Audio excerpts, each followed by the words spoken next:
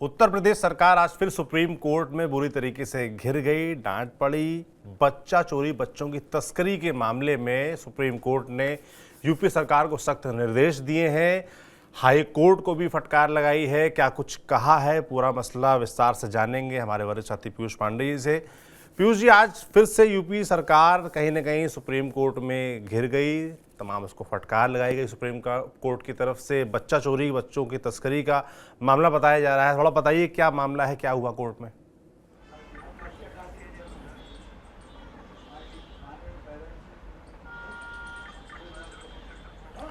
बिल्कुल सौरभ, देखिए मसला ये है कि बच्चे चोरी होते हैं अस्पतालों से और उसके बाद सिर्फ खाना पूर्ति होती है।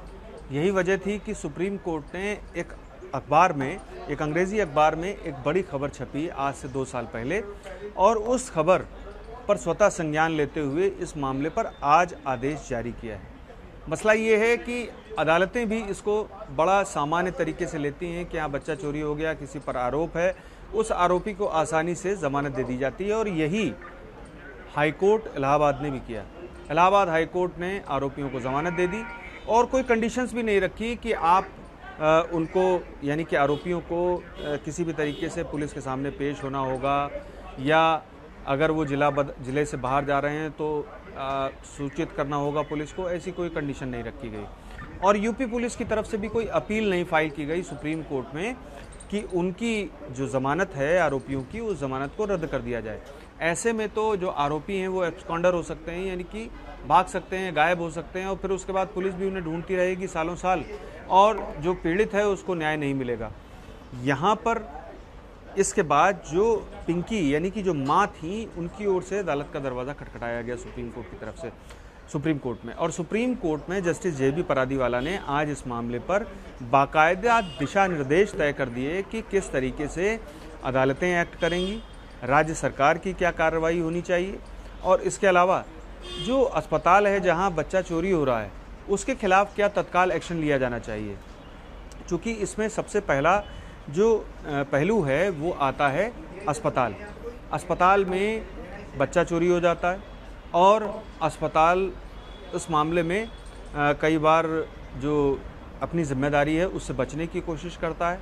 तो ऐसी स्थिति में सुप्रीम कोर्ट ने ये साफ कर दिया है कि अगर किसी भी तरह से बच्चों की तस्करी के दायरे में जो अस्पताल आता है तो उसका तत्काल लाइसेंस निलंबित कर दिया जाए, और उसके बाद जो आगे की कार्रवाई होगी तब तक लाइसेंस निलंबित रहेगा। तो ये स्थिति हो गई अस्पतालों की। तो ऐसे में अस्पताल अपने आप को इस मामले पर सुरक्षित और संरक्षित करने की कोशिश करेंगे कि कहीं भी ऐसी कोई घटना ना हो, और जो नवजात हैं उनकी सुरक्षा पूरी तरह से की जाए। इस मामले में एक और अहम पहलू है। एक आदमी जो 4 लाख रुपए देता है सिर्फ एक बेटा पाने के लिए, चूंकि उसको बेटे नहीं थे तो बेटा पाने के लिए 4 लाख रुपए देता है, और बेटा हासिल करने के लिए बच्चा जो चोरी करवाया गया, उस चोरी किए गए बच्चे को वो अपने पास लेता है। तो ये स्थिति भी सामने आई। तो आप ये समझ सकते हैं कि किस तरह की मनोदशा रही होगी माँ की जिसका बच्चा चोरी हो गया। और उसके बाद पुलिस की ओर से जो एक्ट था वो धीमा रखा गया। पुलिस की ओर से एक्ट धीमा रखने के बाद जो अदालत थी, यानी कि हाई कोर्ट थी, उसने आरोपियों को जमानत भी दे दी बिना किसी शर्त के। और उसके बाद आरोपी कहाँ हैं, कहाँ गए, पुलिस को भी नहीं पता।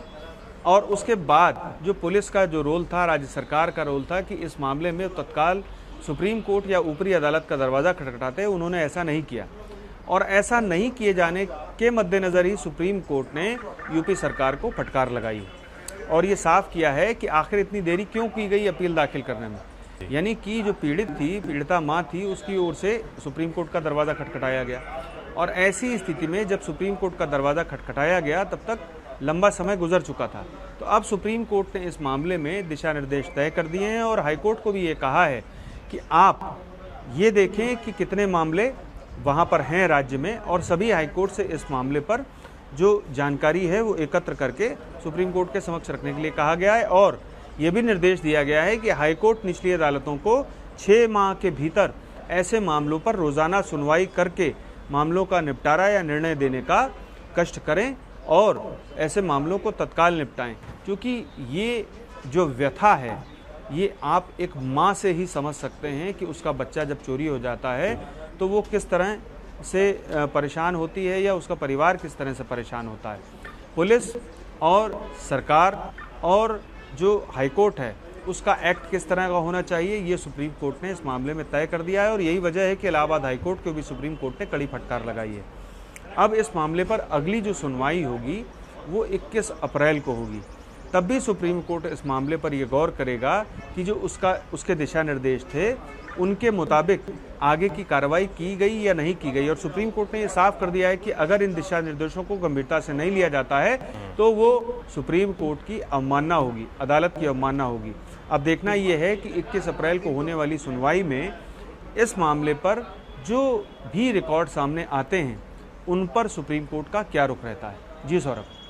बिल्कुल, अगली सुनवाई बिल्कुल जाहिर सी बात है देखने वाली होगी। पीयूष जी, आपका बहुत बहुत धन्यवाद तमाम जानकारियों के लिए।